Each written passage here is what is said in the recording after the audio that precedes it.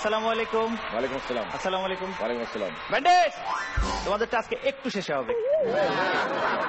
এই সিজনে গার্লফ্রেন্ড যদি বলে জান আজকে রাতে খুব ঠান্ডা পড়তেছে তাই না, বোকার মতো হ্যাঁ বলে সুযোগটা নষ্ট করবেন না, সক্রিয় স্বেচ্ছাসেবকের মতো সাফাই করেন। জেলখানা থেকে দুজন আসামি পালাই গেছে, পুলিশ তাদেরকে আবার ধরে নিয়ে আসি, জিজ্ঞেস তোরা পালাইছস কেন? বললো স্যার জেলখানার খাবার এত বেশি খারাপ, এত বেশি নিম্নমানের, আমরা সহ্য করতে পারি নাই। তো পুলিশ বলতেছে তা না হয় বুঝলাম, কিন্তু তোরা তালা ভাঙছস কি দিয়া? বললো স্যার রুটি দিয়া।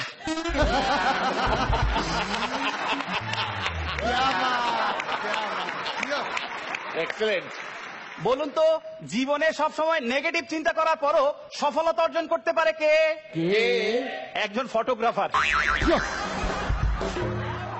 আপনি ইচ্ছে করলে যে কাউকে বলতে পারেন দাদা সফলতা জিনিসটা হাতে ধরে দেখতে কেমন লাগে, আর প্লিজ এই প্রশ্নটা কোনো কুষ্ঠকাঠিন্য রোগীরে করবেন না।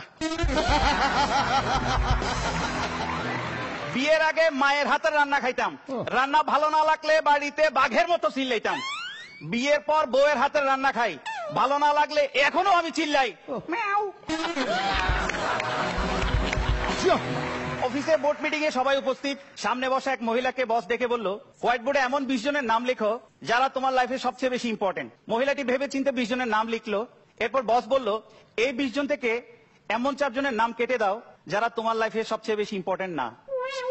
মহিলাটি ভেবে চিন্তে 4 জন কলিগের নাম কেটে দিল।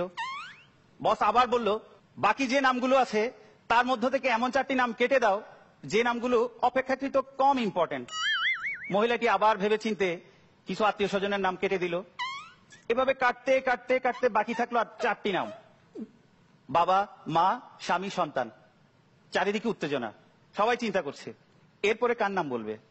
ঠিক এমন সময় বস বলল বাকি যে 4টি নাম আছে তার মধ্য থেকে 2টো নাম তুমি কেটে দাও।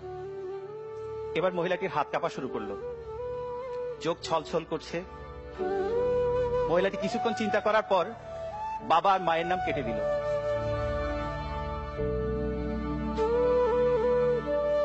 বাকি থাকলো আর 2টো নাম, স্বামী আর সন্তান। চারিদিকে উত্তেজনা, এরপরে কি হয়? হঠাৎ বস বলল বাকি যে 2টো নাম আছে তার মধ্য থেকে একটি নাম তুমি কেটে দাও। এবার মহিলাটি সত্যি কেঁদে ফেললো আর কাঁদতে কাঁদতে নিজের ছেলের নামটা কেটে দিয়ে সিটে গিয়ে বসে পড়ল। বস তাকে প্রশ্ন করলো তুমি তোমার বাবা মায়ের নামটা কেন কাটতে গেলা? দেখুন স্যার, বাবা মা আমাকে বড় করেছে, আমাকে বিয়ে দিয়ে তাদের দায়িত্ব পালন করেছে, কিন্তু আমার বর্তমান জীবনে আমি তাদেরকে খুব একটা বেশি ফিল করি না, কিংবা তাদের প্রয়োজনীয়তা খুব একটা বেশি অনুভব করি না। তা বুঝলাম, কিন্তু সন্তানের নাম কেন কাটতে গেলাম? দেখুন স্যার, আজকে যেমন আমার জীবনে আমার বাবা মায়ের প্রয়োজন ফুরিয়ে গেল, ঠিক তেমনি তার জীবনে একদিন আমার প্রয়োজন ফুরিয়ে যাবে, কিংবা এমনও হতে পারে আমাকে সে বৃদ্ধাশ্রমে দিয়ে আসলো।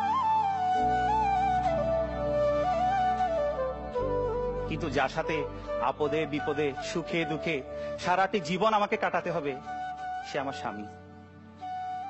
মোরাল অফ দ্য স্টোরি কি? এটা মিরাক্কেল নয়, এখানে কমেডি ছাড়া আর অনেক কিছুই হয়।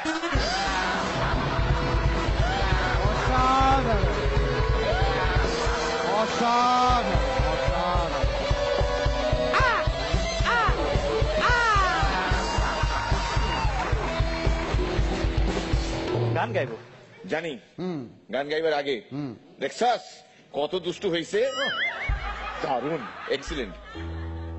শুধু আমি এই লাস্ট 1.5 মিনিট ধরে ইমোশনাল যে একটা ক্রাইসিস গেল আমার, হাসবো না কাঁদবো কোনটার জন্য তৈরি হব, এখানে যেন হাততালি হবে ভাই, এক্সিলেন্ট।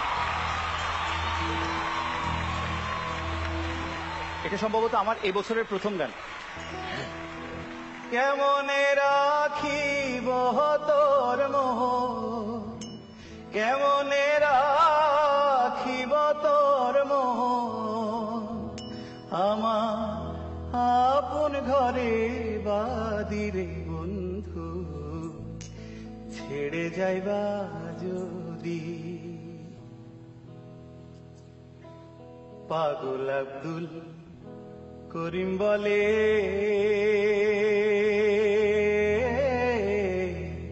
হলো কি ব্যাধি।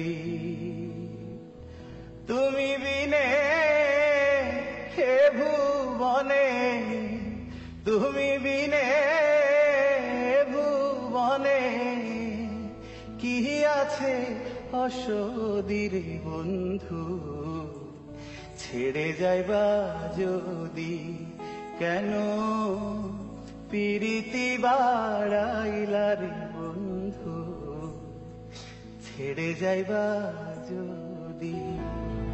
কেঁদে কেঁদে